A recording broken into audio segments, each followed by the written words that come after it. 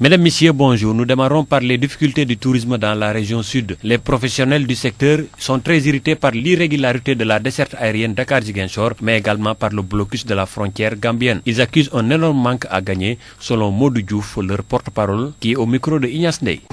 L'urgence aujourd'hui, il faut comprendre que c'est le fait qu'il y ait des vols qui ont été annulés à plusieurs reprises.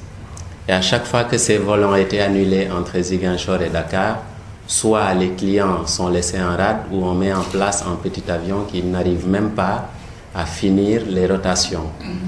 Non seulement ça a un handicap sur les entreprises qui dépendent de ces vols, en l'occurrence les hôtels, les restaurants, les agences de voyage, mais ça décourage aussi les clients qui ont déjà pris ces vols ou qui sont censés les prendre.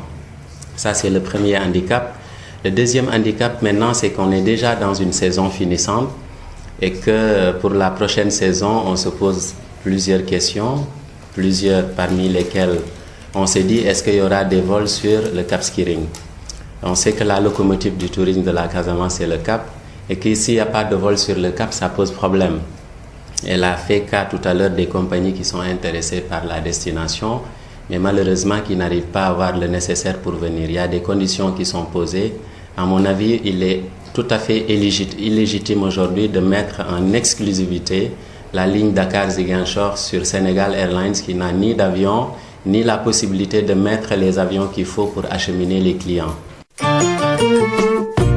Parlons à présent de la bourse régionale des valeurs mobilières qui maintient sa tendance baissière et termine le premier trimestre de l'année 2014 par un léger reprise sur l'ensemble de ses indicateurs. C'est ce qu'a indiqué la compagnie de gestion financière et de bourse CGF. Dans sa lettre mensuelle reprise par l'agence de presse sénégalaise, la CGF indique que la capitalisation boursière de l'ensemble des titres cotés glisse de 0,05% à 5 836 milliards de francs CFA et celle des titres composant l'indice BRVM 10 cède 0,78% à 4 234 milliards de francs CFA. Dans le même sillage, le compartiment obligataire a perdu du terrain avec une baisse de sa capitalisation boursière de 1,19% à 1 169 milliards de francs CFA. C'est tout pour cette page économique. Merci de nous avoir suivis.